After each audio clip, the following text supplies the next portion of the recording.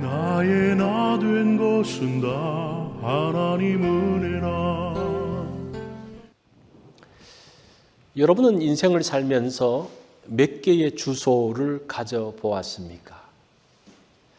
저는 결혼하고 난 다음에 한 6년 동안 12번 정도 이사를 했습니다. 이렇게 많이 이사했어도 사실은 우리의 인생의 주소는 크게 두 가지로 나눌 수 있습니다. 첫 번째 주소는 푸른 초장입니다. 두 번째 주소는 사망의 음침한 골짜기입니다. 사실은 한 곳에 오랫동안 살았어도 이 인생 주소는 바뀌어요. 어떨 때는 푸른 초장으로 갔다가 어떨 때는 사망의 음침한 골짜기로 가기도 합니다. 우리의 인생이 편안한 시기가 있었는가 하면 어렵고 힘든 시기가 있었습니다. 오늘 시편 23편이 그것을 이야기해 주고 있습니다. 2절부터 3절까지의 주소가 어디입니까? 푸른 초장, 쉴만한 물가예요. 4절과 5절은 뭡니까? 사망의 음침한 골짜기와 많은 원수들이 있는 그 주소지에 있습니다. 우리의 인생은 업앤다운의 사이클 속에서 살고 있습니다. 태양이 청명하게 비치는 맑은 하늘이 있는가 하면 어떨 때는 비가 오고 천둥이 치고 또 먹구름이 몰려오는 그러한 때가 있습니다. 언제나 태양만 쨍쨍 쬐면 어떻습니까? 그것도 문제예요. 우리 캘리포니아 살면서 느끼잖아요. 비가 안 오면 얼마나 힘듭니까? 계속 비가 안 오면요, 이 땅은 사막이 됩니다. 그래서 너무 청명하고 좋은 날만 있으면 좋을 것이다? 그렇지만도 않습니다. 우리의 인생에서 비가 내리고 천둥이 치는 어둠의 때가 있어요. 그것은 힘들고 어려웠던 시기입니다. 이 아프고 고통스러운 시기를 통해서 하나님의 은혜가 임하는 것들을 알 수 있어요. 너무나 잘 나가는 사람들 있죠. 잘 풀리고 위로만 가는 인생. 뭐 하면 다 잘 되는 사람들. 그런 사람들은 하나님 없이도 살 수 있는 사람들입니다. 하나님 없이 살 수 있다는 것 자체가 뭡니까? 우리 지난주에 시편 1편에서 뭐라고 그랬어요? 하나님과 상관없이 하나님 없이 사는 인생이 뭐라고 그랬어요? 죄인이고 악인이고 복 없는 사람이라고 했죠. 자, 우리의 이 두 개의 인생 주소는 사실은 우리를 풍요롭게 만듭니다. 하나님의 은혜를 기억하게 만듭니다. 다윗도 두 개의 인생 주소를 가지고 있었습니다. 젊은 시절에 힘들고 어려웠던 시절이 있었죠. 이제 왕이 되어지고 난 다음엔 어떻습니까? 그런 대로 잘 되는 올라가는 시절도 있었습니다. 그런데 왕이 되어지고 난 다음에도 어려움이 있었어요. 그 자기 형제, 자기 자식들끼리 싸우고 죽이는, 참 그 얼마나 가슴 아픕니까?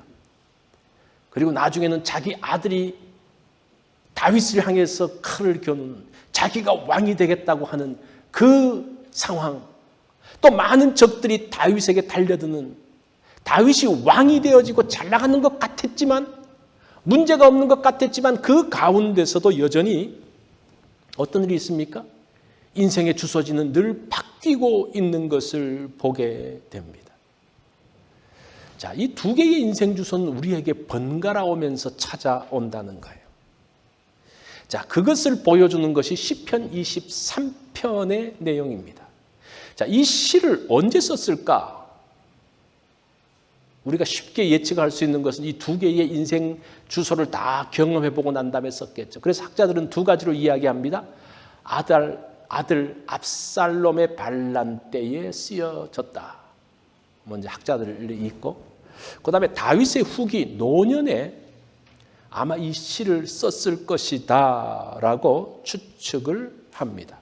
분명한 것은 다윗이 영광과 절망을 다 경험하고 난 다음에 이 시를 썼다는 거예요. 그래서 사람들이 이 시를 좋아하는 것 같아요. 가장 애송하는 시가 뭡니까?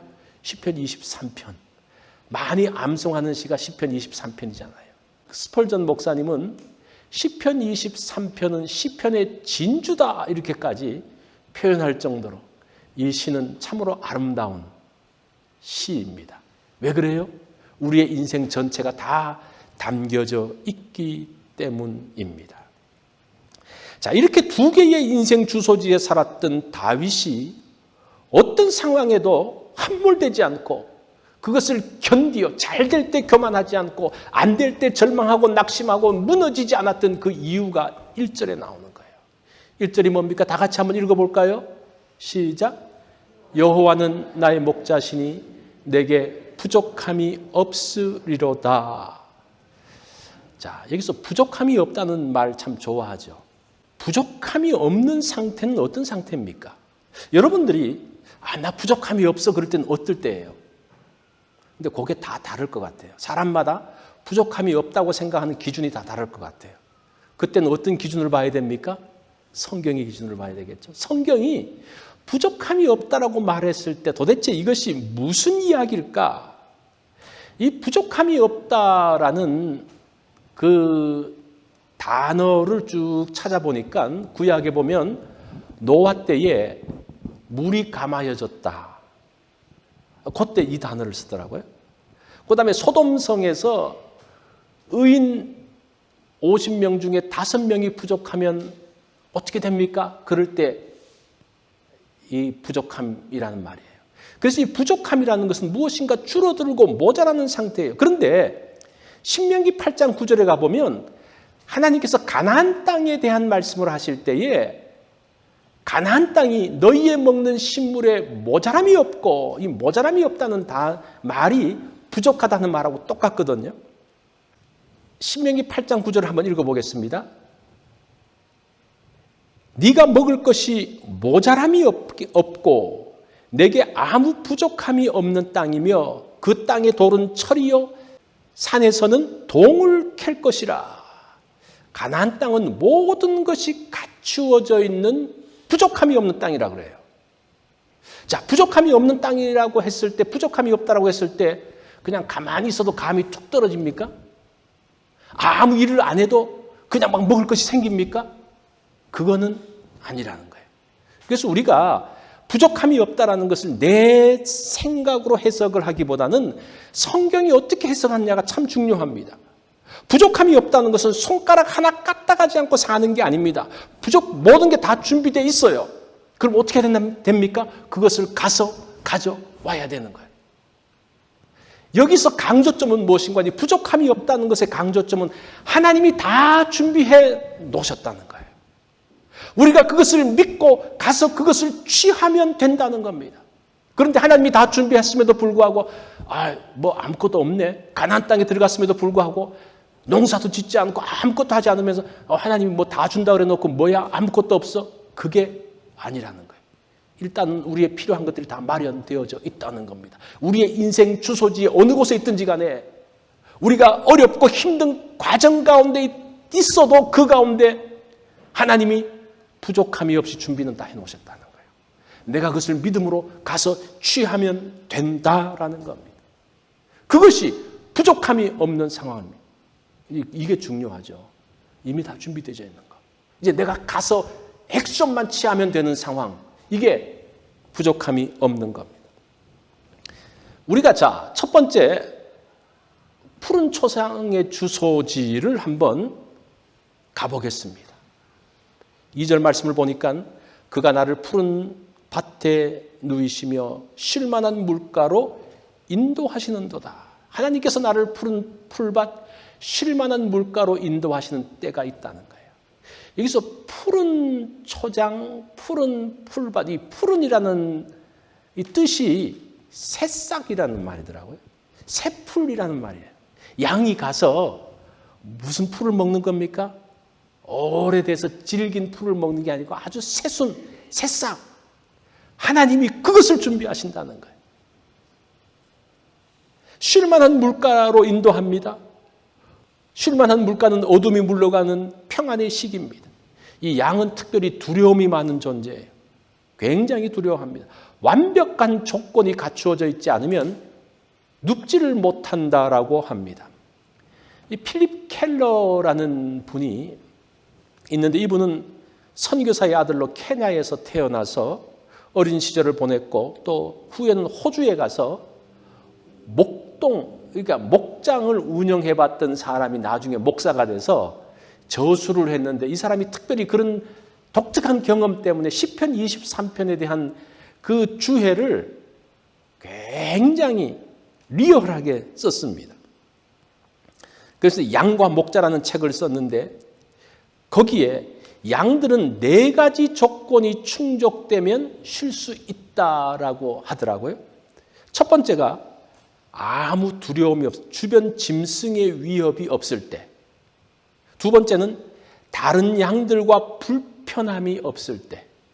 세 번째는 파리나 기생하는 벌레들의 시달림이 없을 때. 네 번째는 배가 완전히 채워졌을 때. 이거 완벽한 조건이에요. 그러니까 이거는 완벽한 조건이 아니면 양이 드러눕지를 못한다라는 것. 이 양에 대한 특성을 보면 볼수록 이 사람하고 어찌나 비슷한지라는 생각을 해봅니다. 3절을 보면 내 영혼을 소생시키시고 자기 이름을 위하여 의의 길로 인도하신다고 하죠. 여기서 소생시킨다라는 말이 돌아온다, 회복시킨다라는 말입니다. 잘못된 길로 갔더라도 그들이 다시 돌아오게 하는 자기 이름을 위하여 의의 길로 인도하시는 하나님. 하나님이 우리를 지키시고 인도하시는데 누구 이름의 명예를 겁니까? 하나님 이름의 명예를 건다는 거예요. 이게 참 이것처럼 무서운 말이 없잖아요. 내 이름의 명예를 걸고 내가 할 거야. 그러면 뭡니까? 내 목숨 바쳐서 한다는 그 말이잖아요. 하나님께서 우리를 의의 길로 인도하시는데 내 양, 내 자녀를 지키는데 내 이름의 명예를 걸고 하겠다는 거예요. 포기하지 않겠다는 겁니다. 그래서 내 영혼을 소생시키시고 다시 돌아오게 하시고 다시 회복하게 하시는 하나님의 그 결단이라 그럴까요? 하나님의 의지, 그것이 이 가운데 나타나고 있는 것을 보게 됩니다. 그런데 양은 참으로 고지식한 동물입니다. 양이 풀을 먹을 때에 목자가 지켜보다가 어느 정도 먹으면 이 양을 몰아서 다른 지역으로 간다고 합니다. 이 양이 옮겨주지 않으면 이 고지식해가지고 풀을 뜯어먹고 끝나는 게 아니라 풀 뿌리까지 다 뜯어먹는다는 거예요. 그렇게 하면 양이 가서 풀 뿌리까지 뜯어먹으면 그 땅은 완전히 초토화되어져가지고 다음에는 그 땅에서 먹을 것을 얻지 못한다고 이야기합니다. 그래서 목자가 보고 있다가 어느 정도 가면 옮겨주고. 자, 보세요. 양의 방식은 불의한 방식이에요. 어느 정도 먹고 옮기지 않고 있는 거 그냥 끝까지 끝장낼 때까지 뿌리까지 다 파먹는 거. 이거 불의한 거예요. 양의 특성이 그렇지. 그래서 양이 불의한 존재예요. 목자가 그것을 컨트롤해 주지 않으면 할 수 없다라는 것을 이야기해요. 여기서 의의 길이라는 게 나오는 거예요. 사람들은 내 뜻대로 내 생각대로 하면 다 의롭고 바르다고 말할지 모르지만 그렇지 않습니다. 사람들의 욕심이 그렇습니까? 그렇지 않죠. 또 양의 또 다른 특징은 방향 감각이 없다는 겁니다. 멀리 보지 못합니다. 조금만 떨어져도 무리로 회복하지 못합니다. 우리 특별히 이 길치들 있잖아요. 방향을 못 잡으시는 분들. 양이 더 심하다는 거예요. 일단은 멀리 보지를 못해요. 그러니까 짐승이 다가오는데 몰라요. 자기는 그게를 볼 수 없기 때문에. 자, 이런 모습들. 그러면서 양이 심각한 위험 가운데 빠지는 게 조금 무리해서 떨어지다 보면 보이지 않고 방향 감각이 없기 때문에 길을 잃게 된다라고 말합니다. 현대 문명의 특징은 뭡니까? 속도입니다. 속도. 얼마나 빨리 하느냐, 얼마나 빨리 가느냐가 달려져 있죠. 옛날에는 그 동네를 거의 벗어나지 않습니다. 그냥 그 동네에서 살다가 우리 이 벨리 한번 생각해 보세요. 옛날에 차도 없고 그럴 때 여러분 여기 이 산 건너가지고 LA까지 갈 생각을 하겠습니까? 못해요. 그냥 여기서 살다가 그냥 끝나는 거예요. 그런데 차가 발명되어지면서 차를 타고 어디든지 다 갑니다. 그죠? 속도가 빨라졌죠.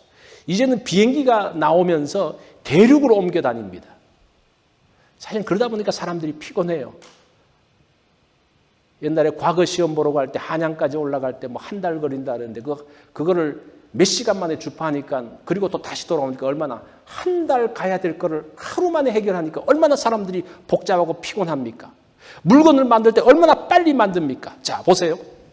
굉장히 빨라졌어요. 그런데 문제는 여전히 인간들은 방향을 잡지 못한다. 방향 감각이 없다는 거예요.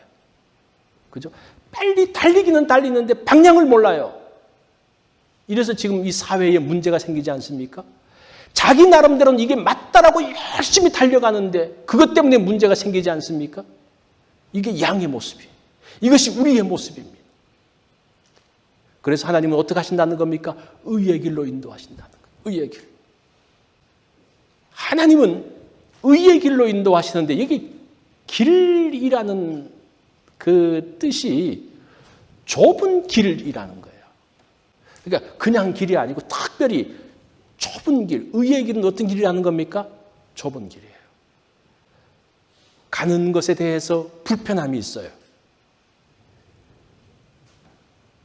사람들이 의의 길을, 바른 길을 좋아합니까?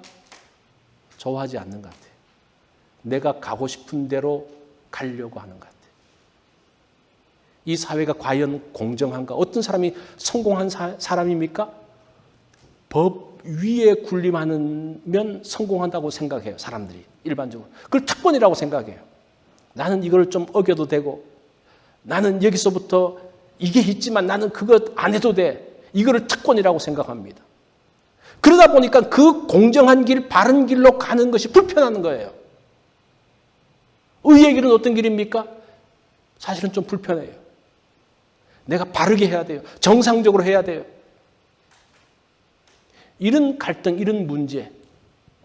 하나님의 그 결단을 한번 보십시오. 하나님은 반드시 의의 길로 인도하시는데 누구 이름의 명예를 걸고? 자기 이름의 명예를 걸고. 다윗의 생애 가운데서 많은 경우에 다윗이 정도를 겨루려고 하잖아요. 그게 의의 길입니다. 불편하죠. 사울을 당장 죽일 수 있는 상황인데 여기서만 하면 끝나는데 그게 몇 번 있었지 않습니까? 안 해요. 왜냐하면 그것이 의의 길이 아니기 때문에. 얼마나 불편합니까? 주변에서 볼 때 얼마나 답답하게 생각하겠어요. 그런데 하나님께서 원하시는 길이 그 길이라는 거예요. 어찌 보면 다윗이 그런 것 때문에 하나님의 인정을 받았다라는 생각을 합니다.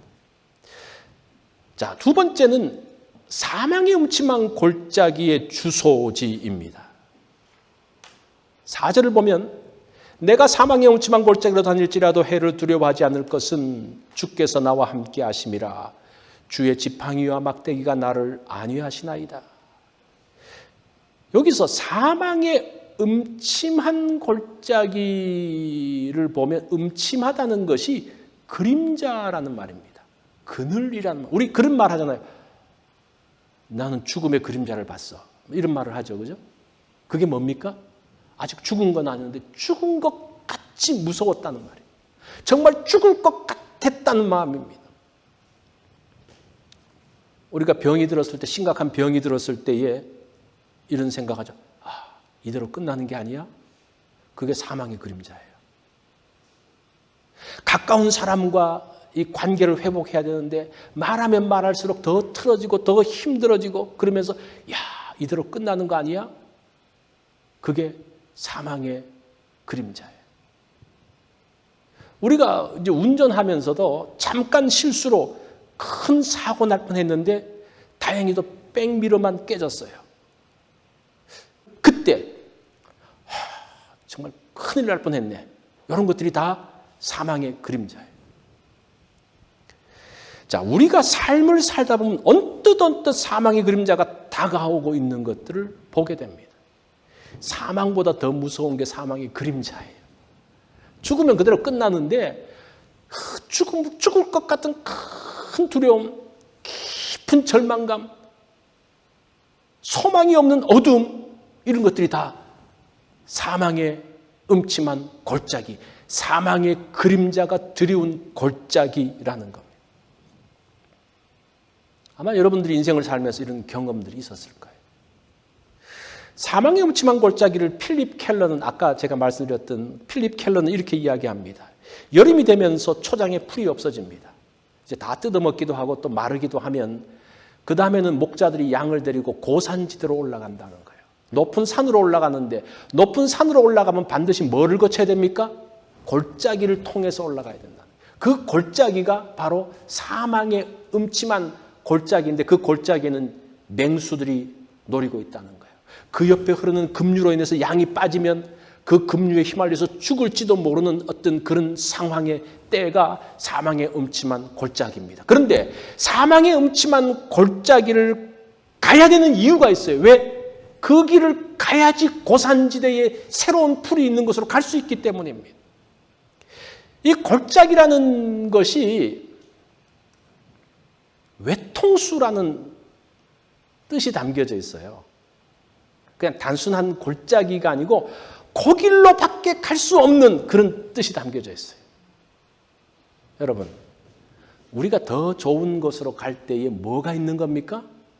반드시 가야 되는 길이 있어요. 그 길을 거치지 않고는 갈 수 없는 게 그 외통수가 있어요. 위험을 무릅쓰고 그 길을 갈 수밖에 없어요. 그 길을 갈 때에 정말 사망의 그림자들이 두려우기 때문에 두려움이 있고 염려가 있는 거예요. 그렇지만 그 길을 통과하고 나면 뭐가 있는 겁니까? 새로운 초원이 열리게 됩니다. 시편 23편을 보면 흘러가다가 흐름의 변화가 있습니다. 2절, 3절은 하나님을 3인칭으로 써요. 2절에 보면 그가 나를 푸른 풀밭에 누이시고 3인칭이죠. 자기 이름을 위하여, 원문에는 그의 이름을 위하여 이렇게 되어 있어요. 3인칭으로 되어 있어요. 그런데 4절로 가면 2인칭으로 바뀝니다. 사망의 음침한 골짜기로 다닐지라도 우리 한글 성경은 주께서 그래서 3인칭으로 했는데 원문에는요, 히브리어 원문에는 당신이 이렇게 나와요. 당신이 나와 함께 하심이라. 4절에도 당신의 지팡이와 막대기가 나를 안위하시나이다. 당신께서 원수의 목전에서 내게 상을 베푸시 이렇게 되어 있어요. 자, 2절, 3절 푸른 초장의 주소지로 있을 때는 하나님이 3인칭으로 있었는데 사망의 음침한 골짜기로 갈 때는 몇 인칭이라는 뭡니까? 2인칭은 뭐예요? 옆에 있다는 거예요. 굉장히 중요한 변화가 이 시 가운데 들어가 있는 것을 보게 됩니다. 2인칭의 하나님. 제가 지난번에 시편 8편을 설교할 때도 하나님의 그 2인칭에 대한 이야기를 했잖아요. 하나님과 대화하는, 다윗이 하나님과 대화하는. 지금 사망의 음침한 골짜기에서 사실은 그때 하나님이 가장 우리 가운데 가까이 계셔요. 목자도 사망의 음침한 골짜기를 갈 때 바짝 긴장하는 거예요. 왜냐하면 어디서 어떤 일들이 일어날지 모르니까 바짝 긴장하면서 가고 있습니다. 4절 중간에 뭐라고 말합니까? 주의 지팡이와, 이것을 그대로 번역을 하면 당신의 지팡이와 막대기가 나를 안위하시나이다. 막대기는 맹수들을 공격하는 무기고 지팡이는 양을 이끄는, 그렇게도 설명을 합니다. 지팡이와 막대기로 안위하십니다. 이 안위라는 말이 중요해요. 안심시키다, 위로하다라는 그런 말이에요. 사망의 음침한 골짜기를 갈 때에 당신이 내 곁에 계셔서 나를 지키시고 나를 안심시키고 위로하시는 하나님. 이 안위라는 단어를 구약 전체에서 보면 안위라는 말을 가장 잘 표현해 주는 그 성경이 창세기 50장 21절입니다. 지금 야곱이 죽자 형들이 긴장하죠. 야, 아버지가 죽었네. 우리가 이 요셉을 팔았는데 요셉이 이제 드디어 복수하지 않을까 굉장히 두려워합니다. 그러면서 형제들끼리 모여서 이야기를 하죠. 도대체 어떻게 하면 좋겠냐 그러면서 요셉을 찾아가요. 찾아가면서 사과하면서 잘못했다 용서를 빌면서 막 그래요. 이제 우리는 당신의 종입니다. 제발 용서해 주십시오. 그럴 때 요셉이 이렇게 이야기를 합니다. 당신들은 두려워하지 마소서. 내가 당신들과 당신의 자녀를 기르리이다 하고 그들을 간곡한 말로 위로하였더라라는 이것이 아니라는 것과 똑같아요. 여기서 아니라는 것은 확실한 보장입니다. 보장. 형님들 걱정 마세요. 제가 형님들을 지키고 형님들의 자녀인 조카들까지 제가 책임지겠습니다. 보장을 해주죠. 그 보장이 있으니까 위로가 되는 거예요. 그냥 위로만 하는 게 아니라 안전에 대한 보장, 약속을 해주고 난 다음에 위로하는 하나님의 돌보심이 바로 그것이라는 거예요. 먼저 위로 전에 뭐가 있습니까? 하나님께서 안전에 대한 보장이 있는 거예요. 그리고 난 다음에 위로하시는. 자, 5절을 보니까 주께서 이것도 역시 당신께서 내 원수의 목전에서 내게 상을 차려주시고 기름으로 내 머리에 부으셨으니 내 잔이 넘치나이다. 원수들 앞에서 상을 차려줍니다. 이 상이라는 단어가 왕의 식탁을 이야기합니다.